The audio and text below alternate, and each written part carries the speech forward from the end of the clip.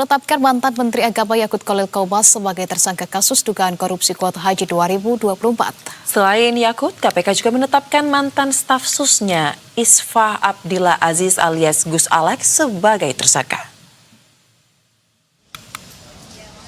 Jubir KPK Budi Prasetyo mengatakan kedua tersangka dijerat pasal 2 dan pasal 3 Undang-Undang Tipikor. KPK menyebut BPK masih melakukan kalkulasi kerugian negara. Ya, kasus dugaan korupsi yang diusut oleh KPK ini terkait dengan pembagian tambahan 20.000 jemaah untuk kuota haji tahun 2024 atau saat Yakut Khalil Qomas menjabat sebagai Menteri Agama.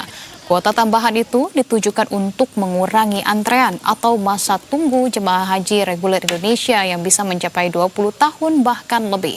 KPK menyebut kebijakan di era Yakut itu membuat 8.400 orang jemaah haji reguler yang sudah mengantri lebih dari 14 tahun dan seharusnya bisa berangkat setelah ada kuota tambahan tahun 2024 malah justru gagal berangkat.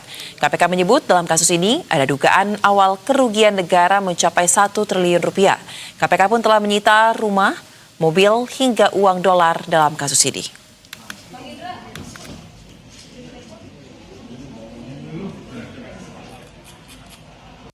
Tersangka saudara IAA dalam proses diskresi, kemudian juga bagaimana pendistribusian dari kuota haji tersebut, termasuk juga terkait dengan dugaan aliran uang dari pihak-pihak PIHK atau Biro Travel Haji kepada oknum di Kementerian Agama ini. Ya. Dari perbuatan melawan hukum yang bersangkutan ini, maka kemudian penyidik menetapkan tersangka kepada dua orang, yaitu saudara YCQ dan saudara IAA. Jadi nanti akan dilakukan penahanan ya? Tentunya, tapi bukan nanti hari ini ya, tentunya nanti kita. Tapi misalnya kapan? Nanti kami akan update. Saat ini masih menunggu finalisasi dari kawan-kawan BPK.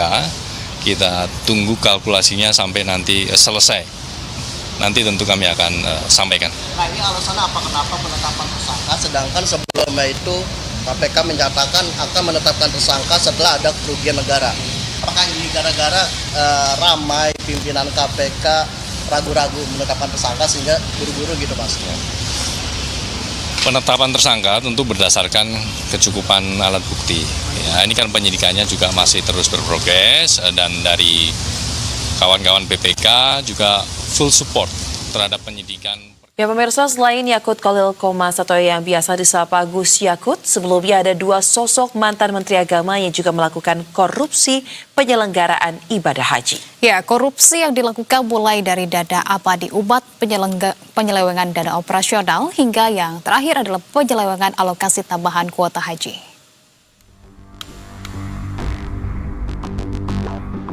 Profesor Said Agil Husin Al-Munawar, mantan Menteri Agama Kabinet Agama Gotong Royong 2001 hingga 2004 era Presiden Megawati Soekarno Putri, ini terseret kasus korupsi dana haji tahun 2003-2004. Ia divonis bersalah oleh Majelis Hakim Pengadilan Negeri Jakarta Pusat terkait dengan kasus korupsi dana abadi umat dan dana Badan Penyelenggaraan Ibadah Haji di lingkungan Departemen Agama.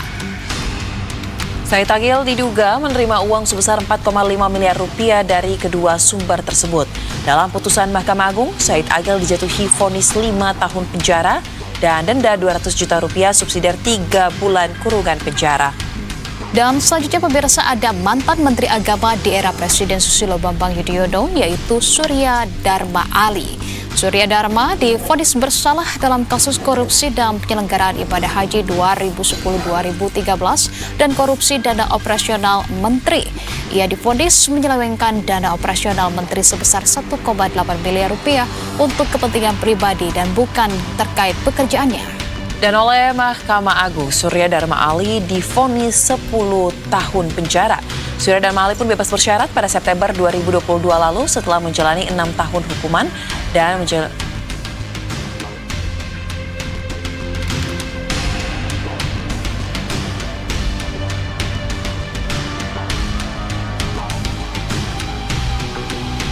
Langsung saja pemirsa, kami akan mengajak Anda untuk memperbarui informasi langsung dari gedung KPK terkait dengan penetapan mantan Menteri Agama Yakut Khalil Qomas dalam kasus dugaan korupsi kuota haji 2024. Sudah ada reporter Berita 1 Monik Syafira dan juru kamera Gilang Rahmat di Gedung Merah Putih KPK. Selamat sore, Monik.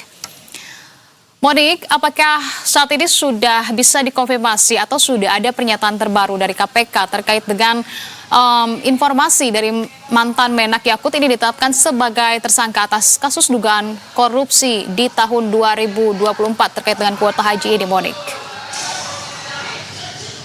Ya, selamat sore Anissa, Soza, dan juga pemirsa. Benar sekali bahwa pada hari ini baru saja KPK mengkonfirmasi atau membenarkan bahwa mantan Menteri Agama Yakut Khalil Qomas ini ditetapkan menjadi tersangka dalam kasus dugaan korupsi terkait penentuan kuota dan penyelenggaraan ibadah haji di Kementerian Agama pada tahun 2023 dan 2024 sendiri.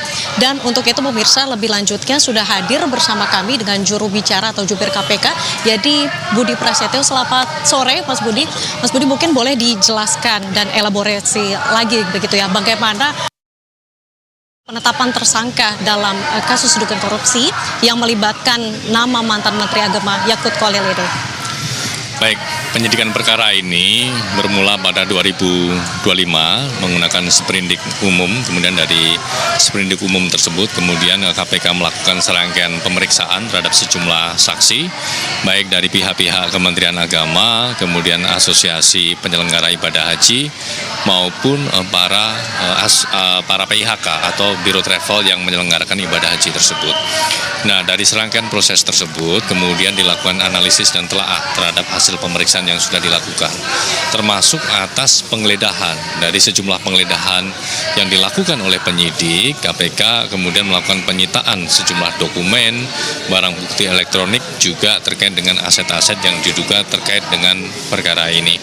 Tentu dari pemeriksaan, penyitaan barang bukti semuanya dielaborate, kemudian dianalisis untuk menentukan peran dari pihak-pihak terkait dengan konstruksi perkaranya, di mana konstruksi perkaranya adalah berkaitan dengan penambahan kuota ibadah haji, di mana pemerintah Arab Saudi memberikan tambahan sejumlah 20.000 kuota yang bertujuan untuk memangkas panjangnya antrean ibadah haji di Indonesia.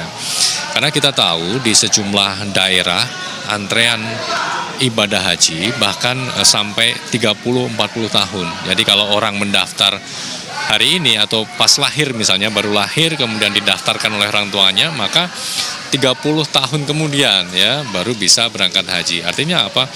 Ini permasalahan yang cukup pelik ya, antriannya cukup panjang dan sebagainya. Oleh karena itu pemerintah Indonesia bekerja sama dengan pemerintah Arab Saudi dan akhirnya mendapatkan tambahan kuota ibadah haji tersebut. Nah, dari 20.000 kuota haji ini yang seharusnya untuk ibadah haji reguler, tapi kemudian dilakukan diskresi pembagiannya. Ya, kalau kita merujuk kepada undang-undang, pembagiannya harusnya 92% untuk reguler, 8% untuk khusus. Tapi dalam perkara ini pembagiannya dilakukan 50%.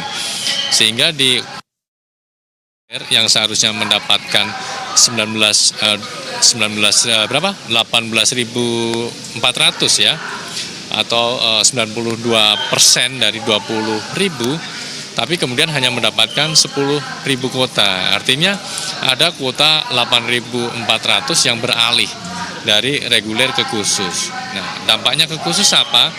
Yang dikelola oleh para PIHK atau Biro Travel ini kan menjadi bertambah secara signifikan. Ya, dari diskresi ini kemudian didalami motif inisiatifnya, apakah top down dari Kementerian Agama murni atau ada juga inisiatif dari bawah, dari para asosiasi dan Biro Travel.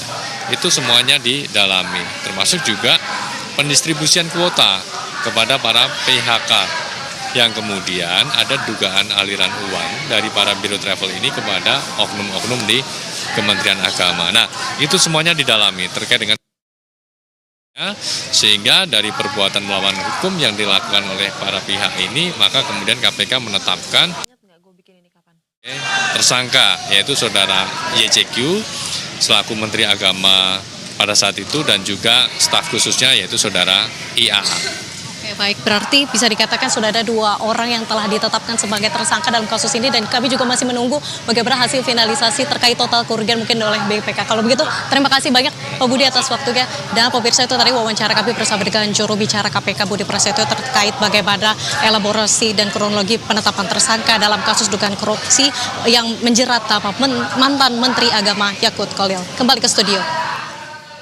Baik, terima kasih rekan Monik Syafira untuk laporan langsung dan juga wawancara dari Gedung Merah Putih KPK. Selamat kembali bertugas.